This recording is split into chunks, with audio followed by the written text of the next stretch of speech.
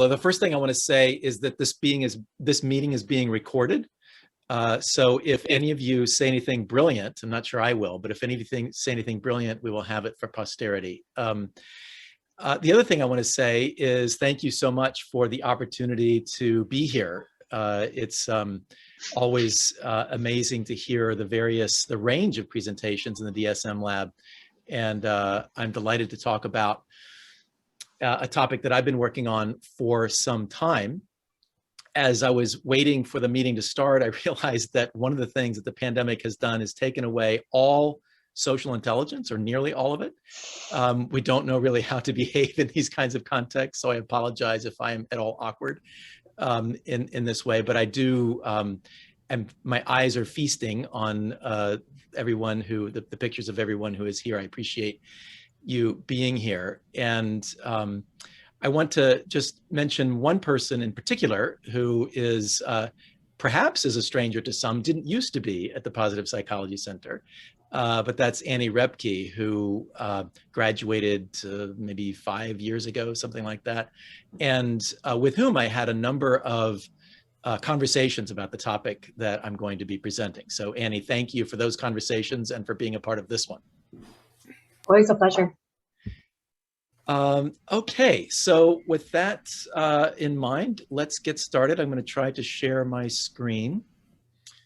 And again, this talk is based on a paper that came out in the Journal of Positive Psychology last year.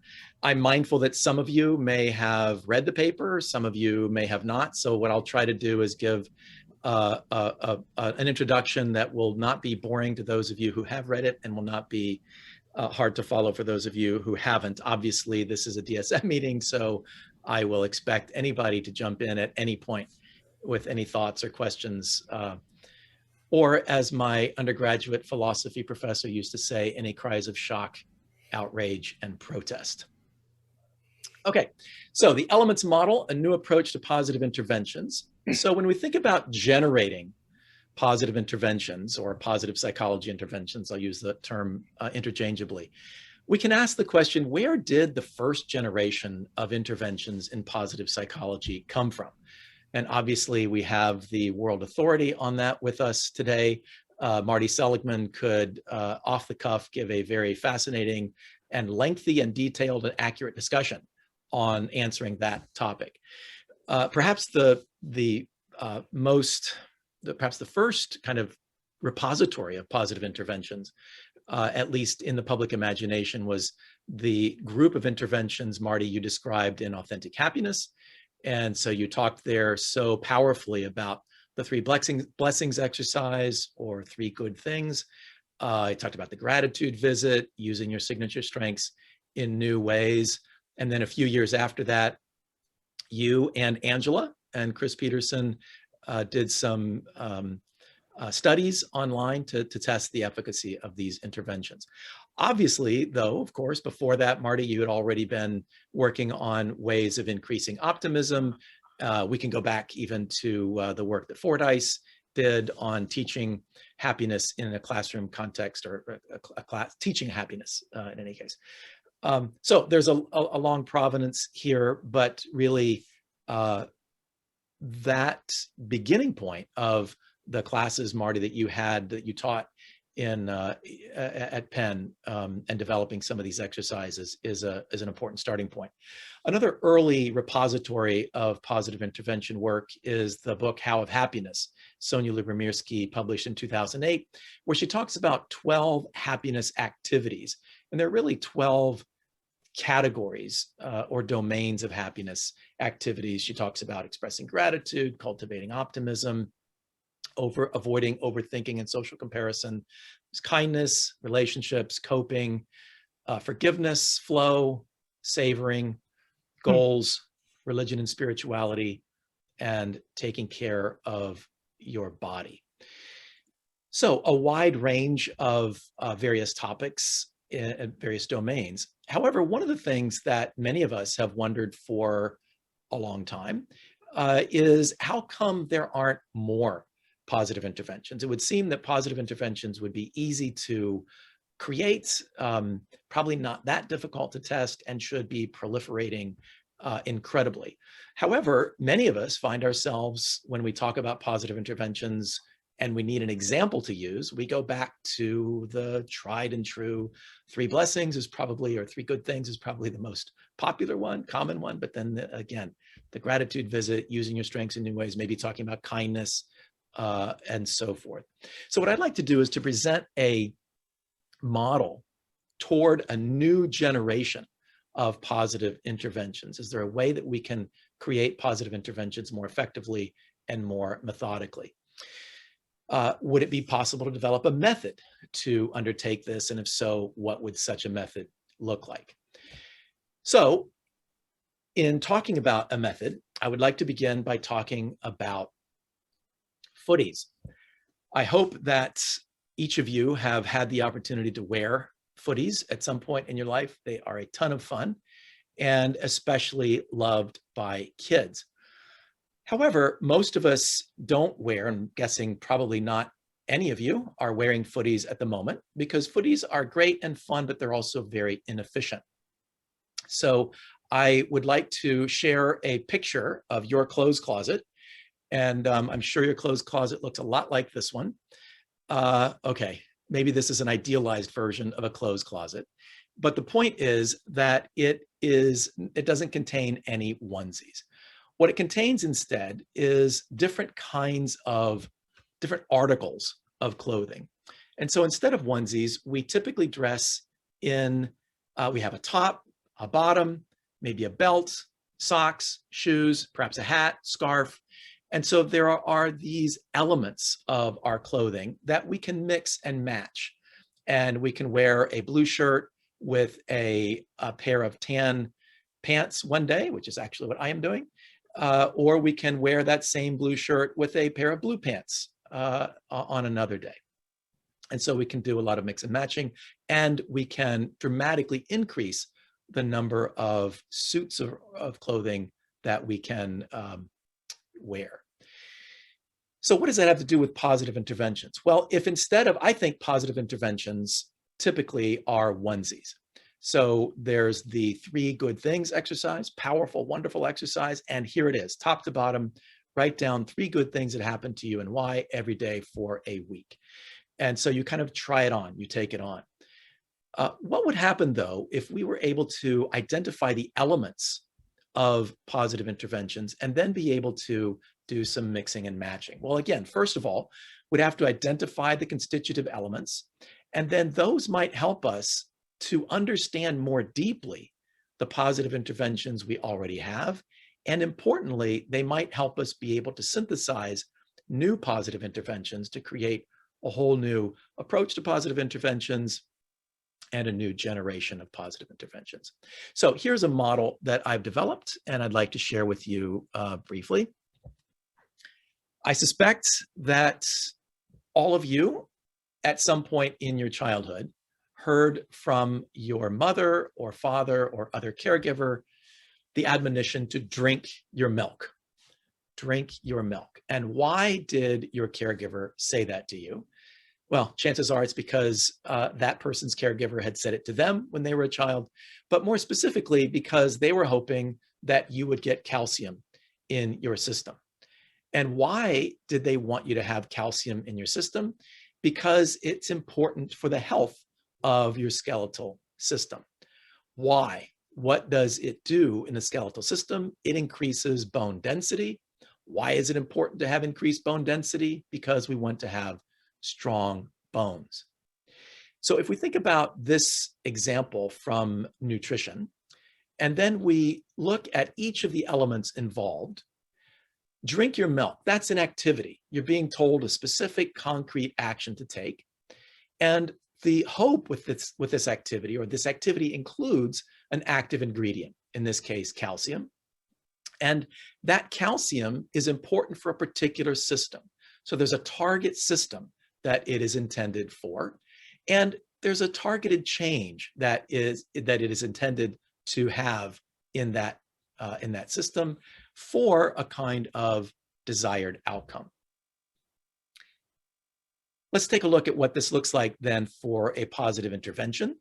And we can analyze positive interventions using these 5 elements. So let's think about the 3 good things exercise.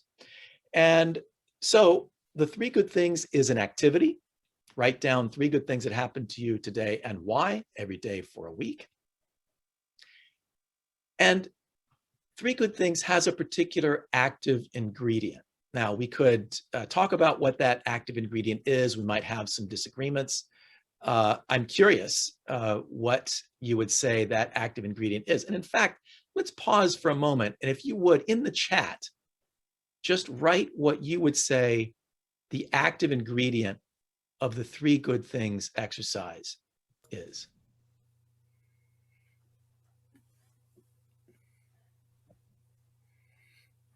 Okay, we've got gratitude, attention to the positive, consolidation of positive memories, maybe attention to the positive, focusing attention, positive thoughts, take focus off the self, directing attention to the positive, gratitude. Okay, terrific. That's a great list. Stopping long enough to think. And I'm going to suggest something, not because I think it's absolutely right or it's the only thing that we could put in here, but because I think it's a useful way of parsing this. So again, my point is not that there is one and only one correct way of understanding these things, but that there are useful ways of understanding them. I think the active ingredient in the 3 good things exercise is questions. Because you're saying to yourself, what are 3 good things that happened to me today? And those questions target the attention.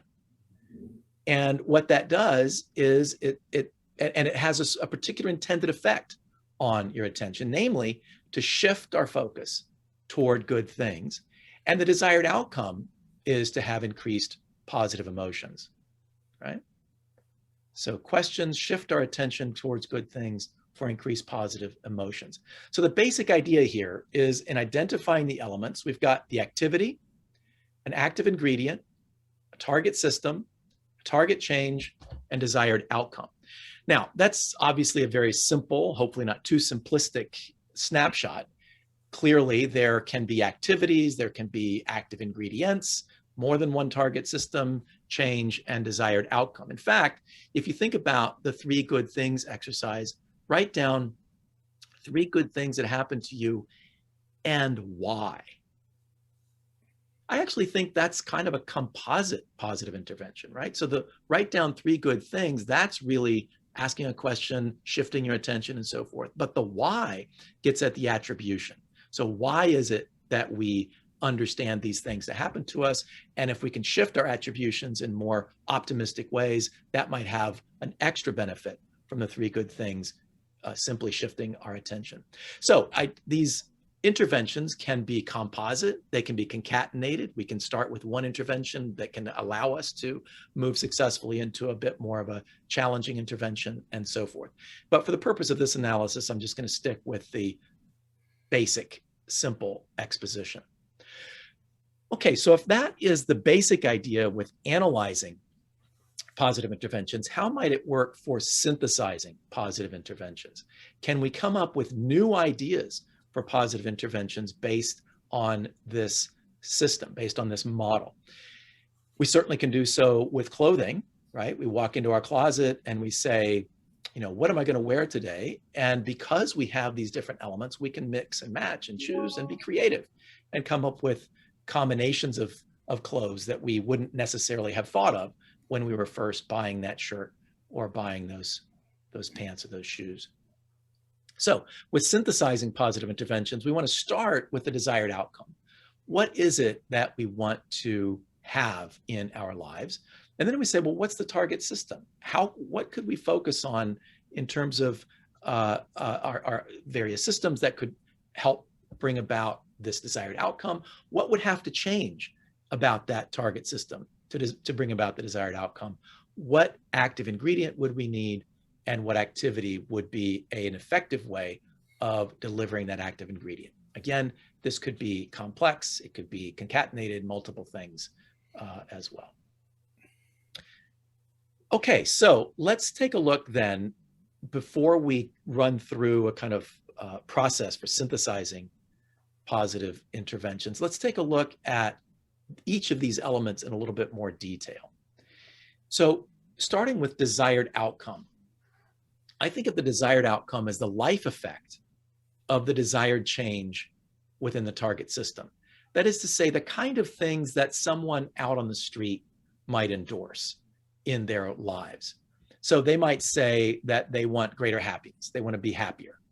They might say they want more positive emotions. They might say they want more gratitude in their life, or they might want more joy or contentment, right? They might want greater meaning, greater success in reaching their goals. They might want to have better relationships, be a part of more successful organizations.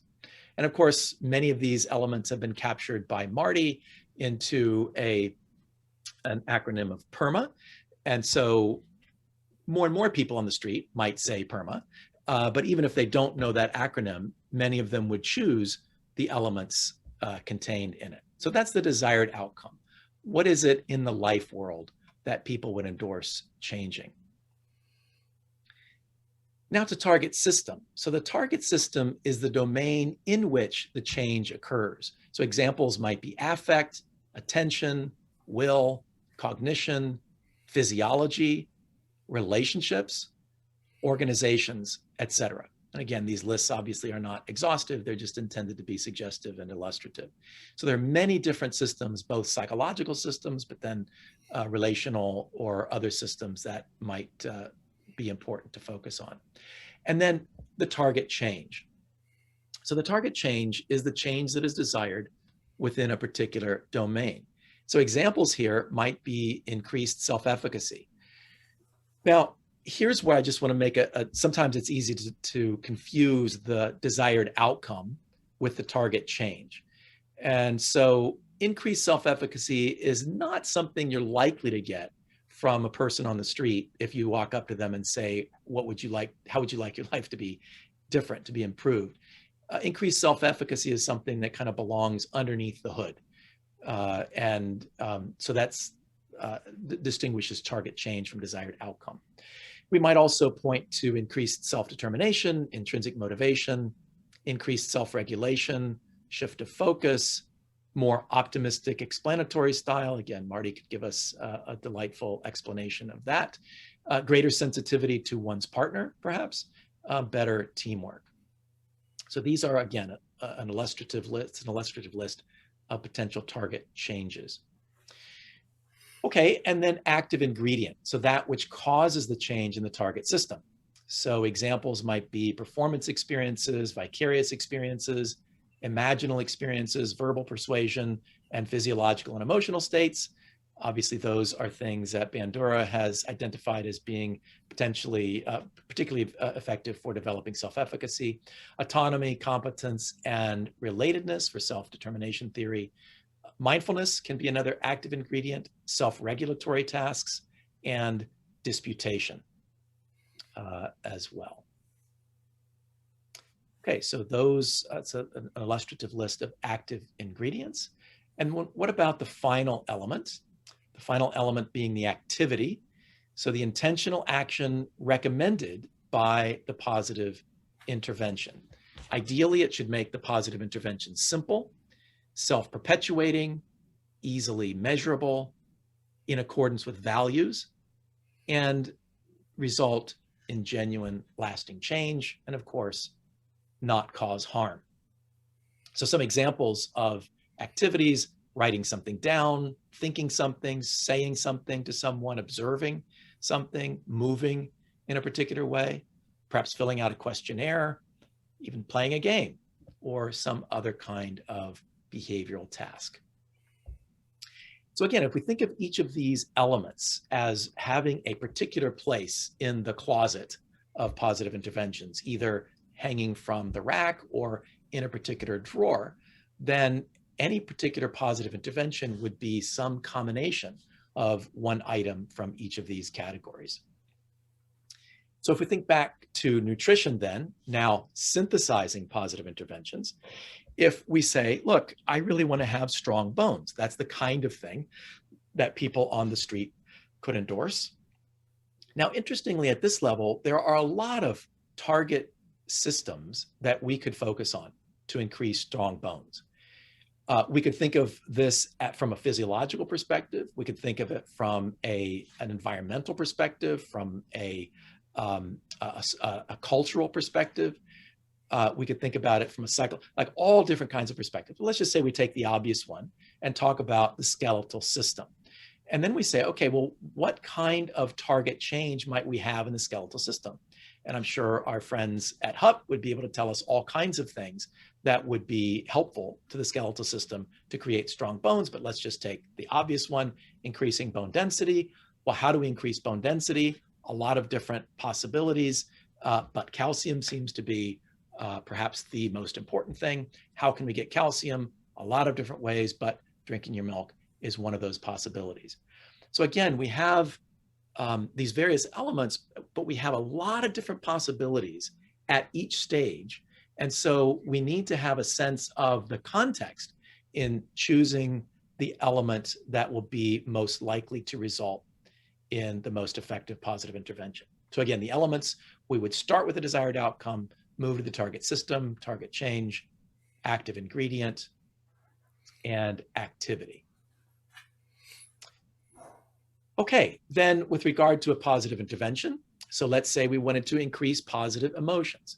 Now here, it can be obvious that there are so many different interventions or so many different approaches. That is, let me start back. There are so many different target systems that we could look at to increase positive emotions, right? We can do that, again, physically, we can do it relationally, we can do it psychologically, we can do it in terms of what we're thinking about, we can do it in terms of how we're behaving, etc. But let's say that we decide, again, because of a knowledge of the context, that attention might be a particularly valuable system to target. Well, we could try to have the change occur in attention, any number of different changes. But again, let's say we want to shift a focus toward good things. What active ingredient would we want? Lots of different possibilities here. But let's say we chose questions, and then again, the three good things is one activity that we could use to deliver that active ingredient and get the positive intervention going. Okay, so in conclusion, before I stop and we have a conversation, let's just take a couple of different examples.